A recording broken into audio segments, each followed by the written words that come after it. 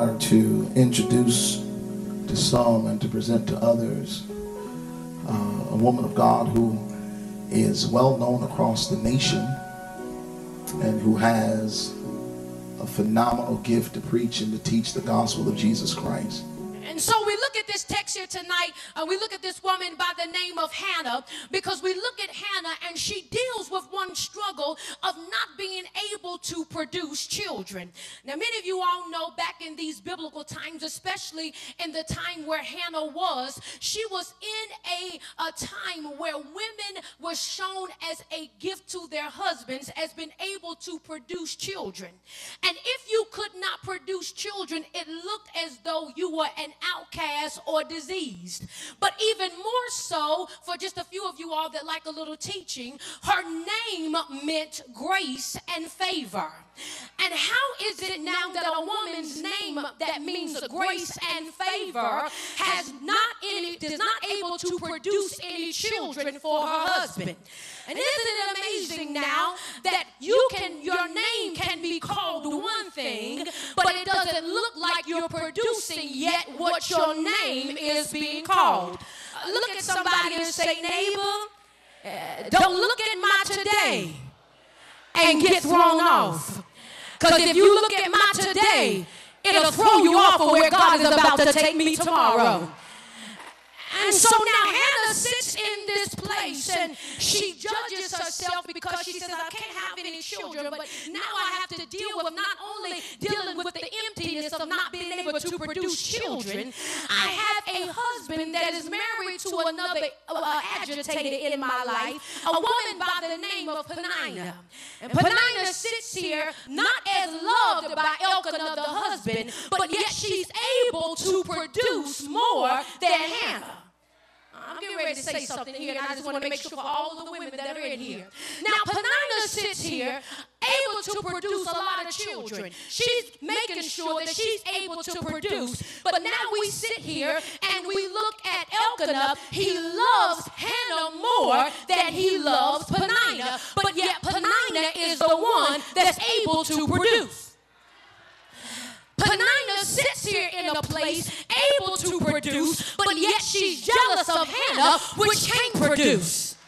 So what are you saying here? You got some people right now that are jealous of you right now, and you ain't even producing half of what God is getting ready to release you to produce, but yet they're jealous and they're talking about you now, and you ain't even half of what God is about to. Can I talk to somebody in here? If they're mad at you now and you ain't even half of where God is about to take you, well then what are they going to do when God gets through making you and giving you everything that he's assigned over your life? I wish you look at somebody and say, neighbor, you may be mad at me right now, but baby, by the time God gets through with me, you think you talking about me now, they're going to be talking about me 50 miles, 100 miles from now.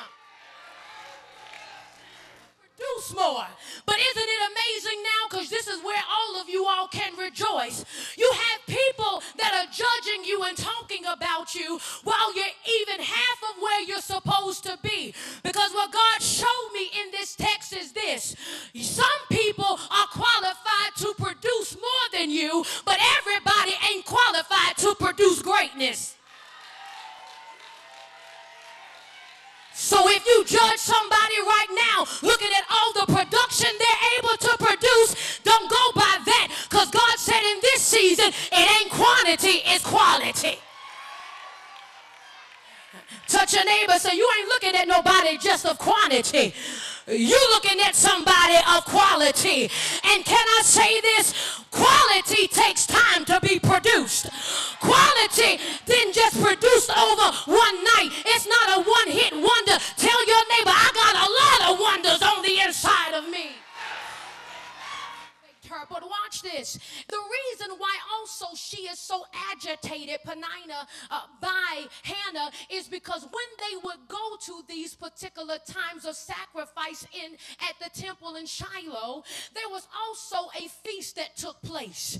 And it was always that when Elkanah offered his sacrifice and it was time for them to eat at the feast, he would give in front of everyone Hannah a more worthy portion than he would Penina.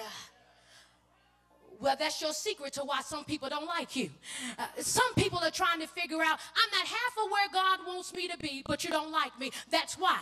Because God has done an Elkanah. He has shown people that even though you're not producing everything that he's assigned to you yet, he's still publicly favoring you. And some of you all don't understand right now. You don't understand how you're struggling because I'm still favored. How you still struggling and people are still laughing at you because God said I favored you. And when you've been favored by God, it'll cause you to walk through doors that you never should have walked through. Am I talking to anybody in here that believes this year you getting ready to walk through some doors that you weren't even qualified to go through? Well, what are they going to look at you and say, what got you through those doors? Favor got me through those doors. I didn't have the money, but guess what I had? Favor. I know they told me I wasn't going to make it. They told me, they lied on me, but guess what I still had? Favor, favor, favor, favor, favor. And if there's anybody in here tonight that believes God is getting ready to use favor to unlock some supernatural doors, I'm talking to some supernatural sisters. I want you to look up and down your row and say, God is giving me favor in known and unknown places. That means God's getting ready to show up in some places that you didn't even know he could show up in.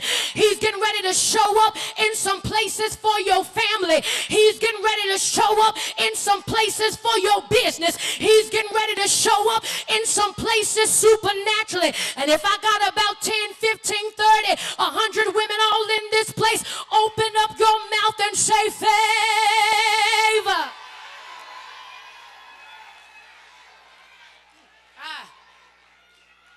I'm almost, give me a few more seconds. I'm getting ready to take my seat.